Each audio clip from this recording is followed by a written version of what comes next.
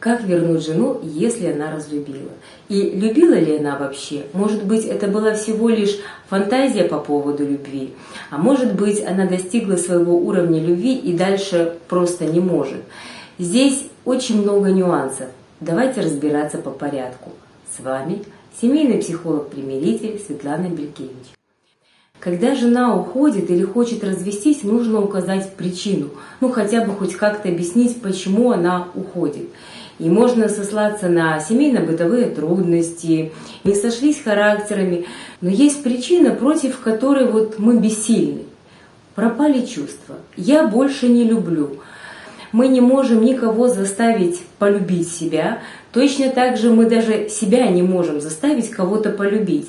Бывает так, что познакомишься с хорошей девушкой, она и красивая, и хорошо относится, идеальная, казалось бы. Умом все понимаешь, но сердцу не прикажешь. Мы не можем никого заставить полюбить себя. Точно так же мы даже себя не можем заставить кого-то полюбить. Первое время мужчина, конечно, пытается заслужить любовь, дарит подарки, цветы, уговаривает, какое-то на свидание приглашает, делает что-то очень такое красивое, романтичное. Но почему-то это не работает. И тут можно попасть в такую ловушку манипуляций, когда женщине выгодно, и она начинает приторговывать любовью. То есть сделай мне это и это, тогда я буду тебя любить. Купи мне то-то и то-то, тогда я не разведусь. И можно попасть в эту уловку манипуляций, когда торгуют любовью. Но рано или поздно приходит осознание, что нельзя купить любовь, любовь нельзя заслужить. Вся стратегия «Как вернуть жену» для разных ситуаций, она универсальна. Она включает этап правильно согласиться, выдержать паузу, появиться и быть самим собой. Кто-то называет еще этот этап переговоров. Этап согласия есть всегда, но согласие согласию рознь.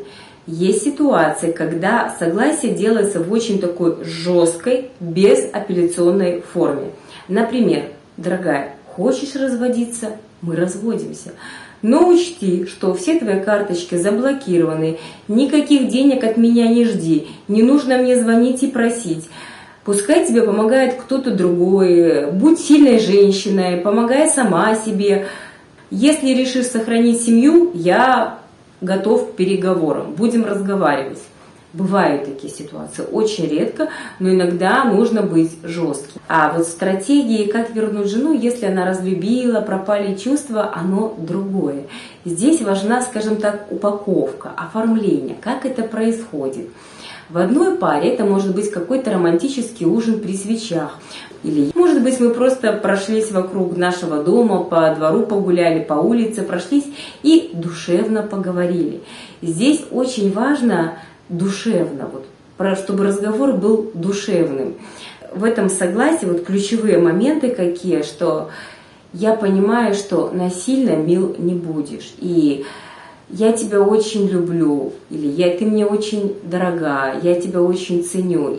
Моя любовь проявляется в том, что я не хочу тебя заставлять жить вместе, мучиться, страдать. Ты имеешь право на какую-то другую жизнь. Но я тоже не хочу, чтобы со мной жили из жалости. Мне не нужны подачки. Знаешь, у нас же было много всего хорошего. Очень важно в этот момент вспомнить, что у нас было хорошего. Помнишь, как мы вместе в поход ходили, или на дискотеке тусили, или помнишь, как у нас было какое-то приключение у каких-то друзей, или мы где-то потерялись, что-то случилось, как мы ездили вместе на море, отдыхали на каком-то дне рождения. То есть вспомни что-то хорошее, что у вас было. Оно же обязательно было.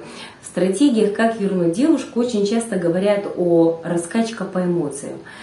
Как раскачать по злости, по ревности, нам понятно. А в этой ситуации, тоже нужно раскачать по эмоции, но по какой эмоции? Здесь нужно вызвать скуку, ностальгию, грусть. И когда супруги красиво расстались, разъехались, жена начинает скучать. не на следующий день.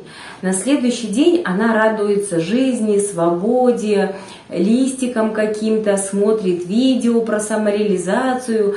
Первый месяц большинство женщин радуется свободе, но потом они вдруг понимают, что можно радоваться природе, погоде и быть самореализованной, заниматься любимым делом, ходить на те же танцы, петь, хобби иметь и быть замужем. Одно другому никак не мешает.